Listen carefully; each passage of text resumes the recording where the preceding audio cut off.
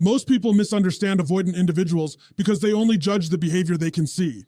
They see someone pulling away after intimacy, becoming distant after emotional closeness, avoiding difficult conversations, or acting emotionally unavailable in moments where connection is needed the most. And from the outside, it looks cold.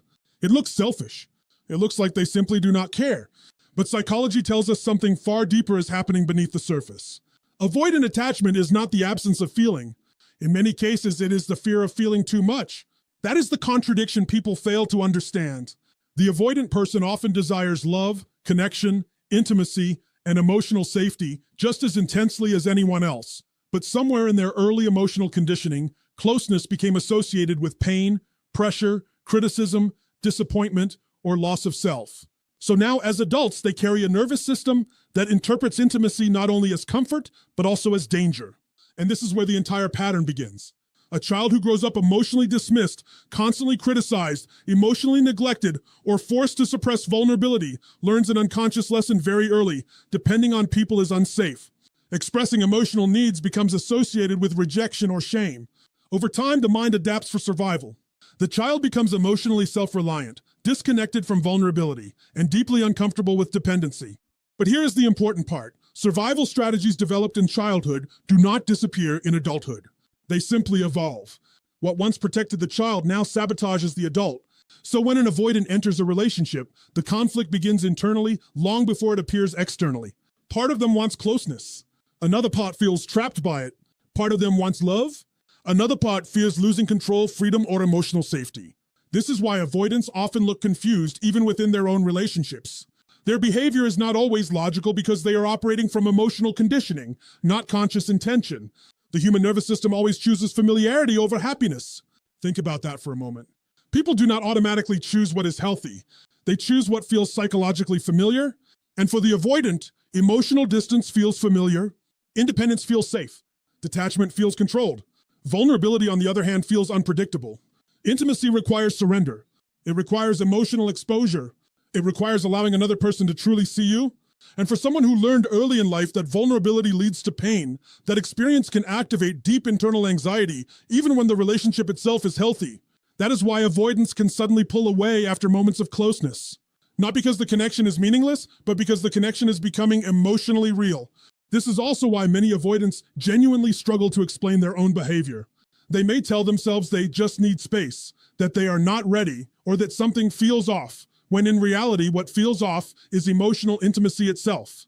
The closer someone gets, the more their subconscious defense systems activate.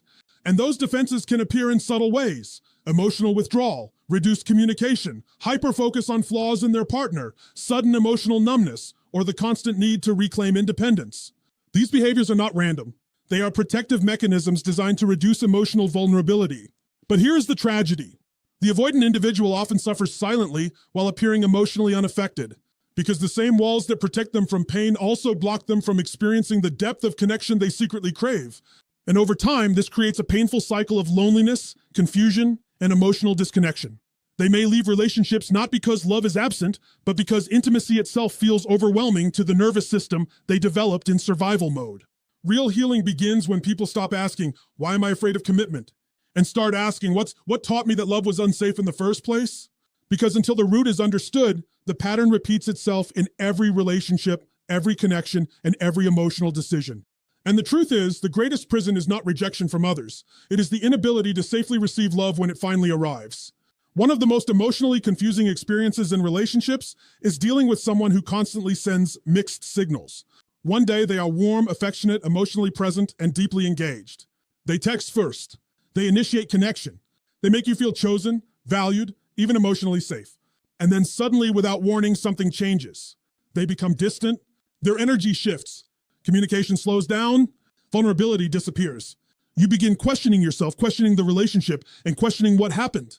And this inconsistency is often the emotional signature of avoidant attachment.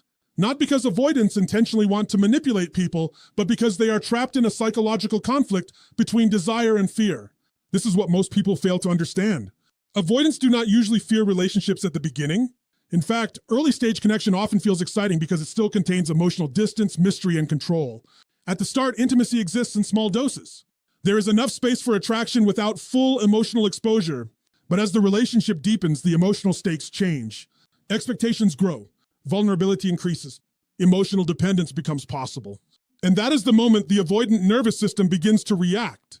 Suddenly, closeness no longer feels exciting. It feels threatening. The very connection they once pursued now activates subconscious fear. And this creates a push-pull dynamic that leaves both people emotionally exhausted. The avoidant moves toward connection when they feel safe from emotional engulfment, but pulls away the moment intimacy becomes too real. Their nervous system is constantly trying to regulate emotional discomfort. So when things feel too close, they create distance. When things feel too distant, they seek reconnection. This cycle is not random. It is emotional survival operating beneath conscious awareness. What makes this dynamic especially painful is that the avoidance affection is often genuine. Their moments of closeness are real. Their care is real. Their attraction is real. But consistency requires emotional safety, and many avoidants never learned how to feel safe inside sustained intimacy. They learned how to survive emotionally, not how to remain emotionally present. So instead of communicating fear directly, they unconsciously express it through inconsistency. Silence becomes protection. Withdrawal becomes regulation. Emotional detachment becomes control. And the partner on the receiving end usually interprets this personally. They think, maybe I asked for too much. Maybe I became too emotional. Maybe I'm not enough. But in many cases, the issue has very little to do with the partner's worth. The avoidant is not reacting to the person as much as they are reacting to what emotional closeness represents internally. Because intimacy activates unresolved fears they may not even fully understand themselves. Fear of losing independence. Fear of being controlled. Fear of disappointing someone. Fear of emotional dependency. Fear of being truly seen. This is why avoidants often communicate indirectly. Instead of saying, I'm overwhelmed by emotional closeness right now, they may become distracted, emotionally unavailable, overly focused on work, irritated by small things, or suddenly uncertain about the relationship. The subconscious mind is incredibly intelligent at creating distance without directly admitting fear. And the more emotionally intense the relationship becomes, the stronger these defenses often grow. But there's another side to this pattern that people rarely discuss. Avoidants are also confused by their own inconsistency. Many genuinely do not understand why they pull away from people they care about. One part of them deeply wants connection, while another part experiences closeness as psychological pressure. So they live in a constant internal contradiction. They crave intimacy while resisting it at the same time. And until that contradiction is consciously addressed, every relationship becomes emotionally unstable. The deeper truth here is that mixed signals are often the language of unresolved emotional conflict. People who are internally divided create externally confusing relationships. And when someone has spent years disconnecting from vulnerability, emotional consistency becomes difficult because intimacy itself activates fear beneath the surface. That is why emotional maturity is not measured by how intensely someone feels in the moment. It is measured by their ability to remain emotionally present even when closeness becomes uncomfortable. Because real love is not found in emotional highs and lows. Real love is found in the courage to stop running when connection becomes real. One of the most puzzling aspects of avoidant attachment is this strange emotional paradox. They struggle to fully commit, yet they also struggle to fully let go. And for the person on the receiving end, this creates enormous confusion. Because if someone truly does not want connection, why do they keep coming back? Why do they continue checking in, watching from a distance, sending subtle signals, or reopening emotional doors they once closed themselves? The answer lies deep inside the psychology of emotional self-protection. Avoidants are often caught between two competing fears that constantly battle inside them. The fear of losing themselves in intimacy and the fear of being completely abandoned. And when a person is living between those two fears, they remain emotionally suspended. Never fully in, never fully gone. This is why many avoidants maintain what psychologists sometimes call emotional proximity without emotional vulnerability. They want access to the connection without fully surrendering to it. They may disappear for weeks, then suddenly send a message. They may resist commitment, yet become uncomfortable when their partner moves on. They may avoid emotional conversations, yet continue monitoring the relationship from a distance. And to someone experiencing this behavior, it can feel manipulative or confusing. But often what you are witnessing is unresolved attachment conflict operating beneath conscious awareness. Human beings are wired for connection. Even people who fear intimacy still crave emotional significance. The avoidant is no exception. The difference is that closeness activates anxiety in them instead of safety. So they constantly try to manage connection in controlled doses. Too much intimacy feels overwhelming. Too much distance feels lonely. As a result, they unconsciously create relationships that allow them to hover emotionally in the middle, close enough to avoid abandonment, distant enough to avoid vulnerability. And this emotional limbo becomes psychologically addictive for both people involved. The avoidant feels temporary relief because they never have to fully confront their deepest fears. Meanwhile, the partner remains emotionally attached because the connection is never completely resolved. There is always another message, another return, another emotional reopening. The human mind struggles to let go of unfinished emotional experiences. Uncertainty creates obsession. Intermittent emotional reinforcement is one of the most powerful psychological forces in human behavior. It is the same principle that makes gambling addictive. The unpredictability itself keeps people emotionally invested. But beneath all of this is a deeper philosophical truth about avoidant individuals. Many of them do not know how to emotionally tolerate permanence. Commitment feels permanent. Deep intimacy feels permanent. And permanence requires trust. Not just trust in another person, but trust in themselves. Trust that they can remain emotionally safe inside connection. Trust that vulnerability will not destroy their independence. Trust that emotional closeness does not equal emotional suffocation. And because that trust was often damaged early in life, they keep relationships emotionally incomplete as a way to maintain psychological control. This is why avoidants often leave relationships physically before they leave emotionally. Their body creates distance long before their emotions fully detach. And sometimes they continue carrying emotional attachment for years while appearing detached on the surface. Because avoidance is not the absence of attachment. In many cases, it is attachment complicated by fear. The tragedy is that this pattern prevents genuine peace for everyone involved. The avoidant never experiences the security of fully surrendering to love, while the other person never experiences the clarity of complete emotional closure. Both remain trapped in uncertainty. One fears engulfment, the other fears abandonment. And the relationship becomes a cycle of emotional almosts. Almost commitment, almost vulnerability, almost love fully expressed. But life cannot be lived fully in emotional half measures. At some point, every human being must decide whether they will continue protecting themselves from pain or finally become strong enough to experience connection without running from it. Because the longer someone lives with one foot in and one foot out, the more they delay the very intimacy, healing, and freedom they are secretly searching for. Avoidant individuals often build their identity around independence. They pride themselves on being self-sufficient, emotionally controlled, low maintenance, and unaffected by the chaos of relationships. On the surface, this can appear strong. In a world where emotional dependence is often criticized, independence becomes attractive. People admire the person who seems untouchable, composed, and fully in control of themselves. But there is a profound difference between healthy independence and emotional isolation. One is rooted in confidence. The other is rooted in protection. And many avoidants confuse the two without even realizing it. Healthy independence says, I can survive on my own, but I can also connect deeply with others. Emotional isolation says, I cannot risk needing anyone because dependency feels dangerous. That distinction changes everything. Because true emotional strength is not the absence of vulnerability. True emotional strength is the ability to remain open without losing yourself. But avoidants often learned very early in life that emotional needs were inconvenient, unsafe, or disappointing. Maybe vulnerability was ignored. Maybe affection was inconsistent. Maybe emotional expression was met with criticism, rejection, or emotional unavailability. Whatever the experience was, the nervous system adapted. The child learned to rely on themselves emotionally because relying on others no longer felt safe. Over time, this adaptation becomes identity. The avoidant begins telling themselves a story. I do not need anyone. And at first, that belief feels empowering. It creates control. Distance reduces emotional risk. Self-reliance becomes a shield against disappointment. But the problem is that human beings are not designed for emotional isolation. We are biologically wired for connection. Study after study in psychology and neuroscience confirms that emotional closeness, trust, and secure relationships are essential to mental and physical well-being. The nervous system regulates through safe human connection. Yet avoidants often spend years resisting the very thing their psychology secretly needs most. And this resistance creates a hidden form of loneliness that many avoidants struggle to admit, even to themselves. Because loneliness does not always look emotional on the outside. Sometimes it looks functional, productive, independent, successful. Some avoidants immerse themselves in work, goals, routines, distractions, or constant self-improvement because achievement feels safer than intimacy. Accomplishment is predictable. Relationships are not. In achievement, they remain in control. In intimacy, they must confront uncertainty, vulnerability, and emotional exposure. This is why avoidants often feel uncomfortable around highly emotional situations. Vulnerability forces them into emotional territory they spent years learning to avoid. And when someone attempts to get close emotionally, the avoidant nervous system may interpret that closeness as pressure rather than connection. So they withdraw, they intellectualize feelings instead of experiencing them. They minimize emotional needs. They convince themselves they simply value space more than others. But beneath that distance is often fear, not freedom.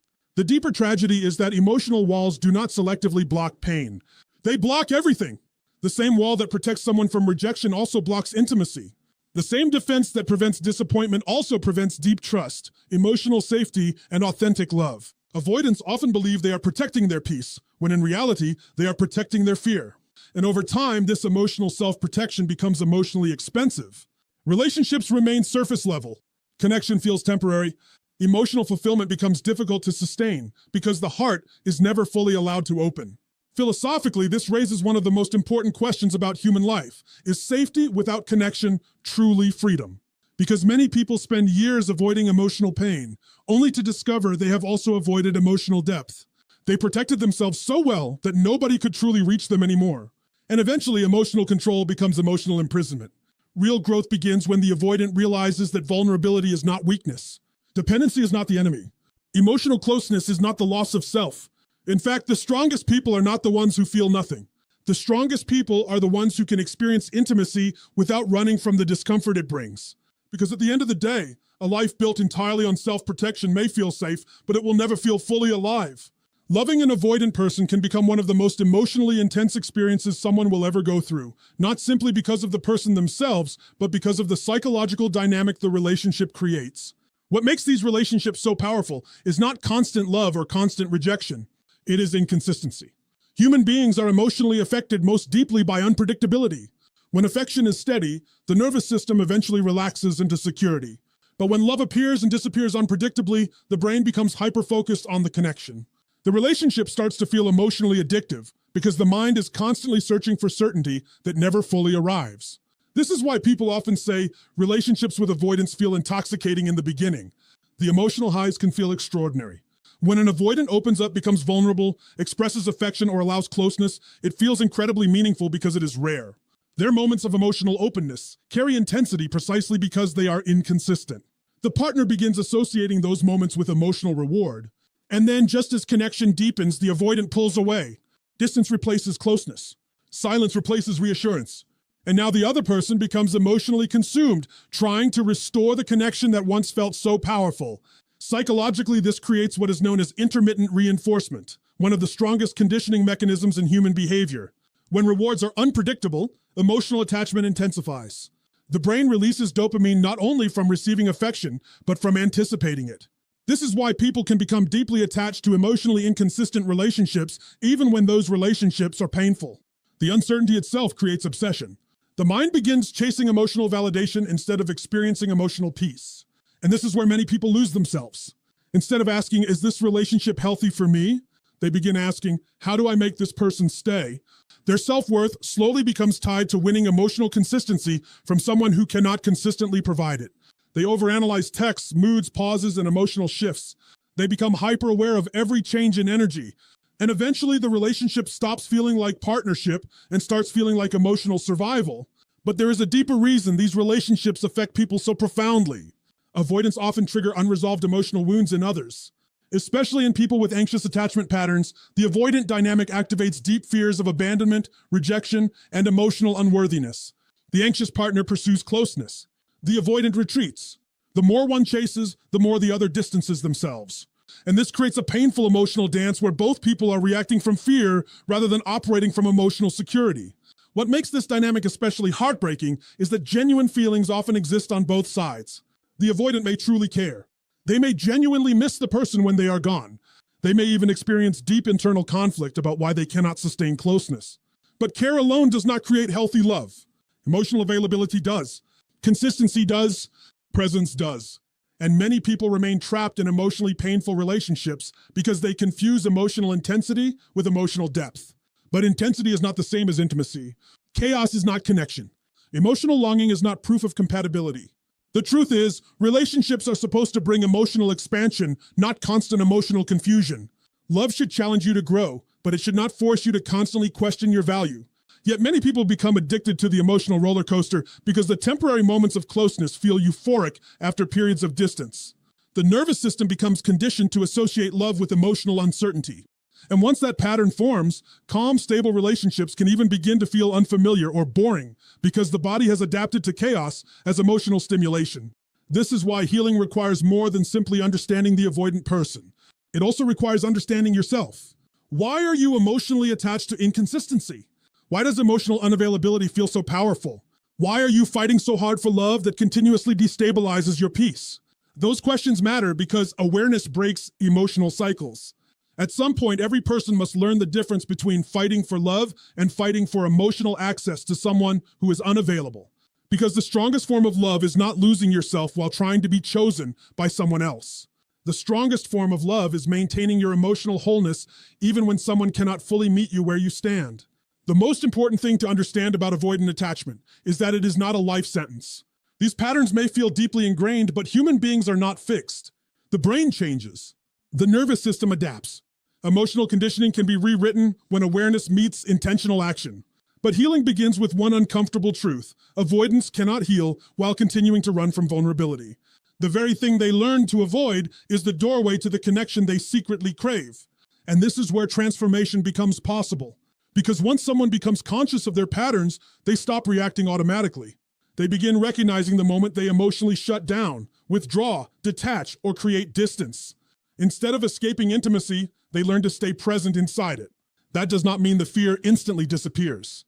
It means they stop allowing fear to control their decisions. Emotional growth is not the absence of discomfort.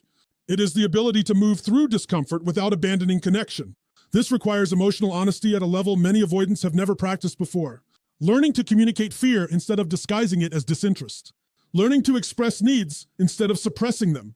Learning to tolerate closeness without immediately interpreting it as loss of freedom. And perhaps most importantly, learning that intimacy does not erase individuality. Healthy relationships do not consume people. They expand them. But healing also requires compassion. Not excuses, not denial, but compassion. Because many avoidants developed these defenses long before they had the emotional maturity to choose differently. What once protected them emotionally became automatic. The problem is that survival strategies designed for childhood often become destructive in adult relationships. So healing is really the process of teaching the nervous system a new truth. Connection can be safe. Vulnerability can coexist with strength. Love does not have to end in emotional loss. And this is where real power exists. Not in emotional detachment. Not in pretending not to care. Real power is the ability to remain emotionally open in a world that constantly teaches people to protect themselves. Anyone can run when intimacy becomes uncomfortable. Anyone can build walls. But it takes enormous emotional strength to stay present, communicate honestly, and allow yourself to be fully seen. Because in the end, the goal of life is not simply to avoid pain. The goal is to become strong enough to experience love without fear controlling your ability to receive it. At the core of every avoidant pattern is not a lack of love, but a fear of what love demands. Intimacy asks people to lower their defenses, to risk vulnerability, to trust another human being with the parts of themselves they spent years protecting. And for avoidants, that can feel terrifying. So they learn to survive through distance, emotional control, and self-protection. But survival and fulfillment are not the same thing.